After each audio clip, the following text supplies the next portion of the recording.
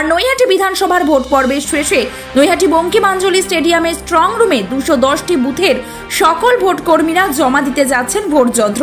দেখাবো সেই চিত্র।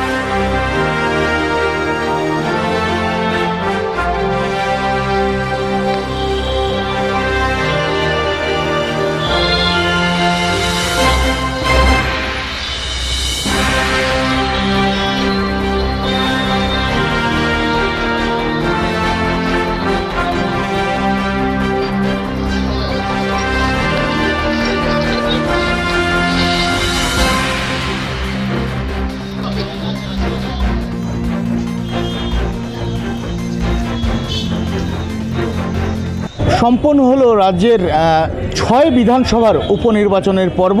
আর এমতো মুহূর্তে আমি রয়েছি নৈহাটি বিধানসভায়। নৈহাটি বিধানসভায় যে ভোট পর্ব ইতিমধ্যে শেষ হয়েছে এবং আমি এই মতো মুহূর্তে দেখাতে পারবো সেই বঙ্কিমাঞ্জলি স্টেডিয়ামে।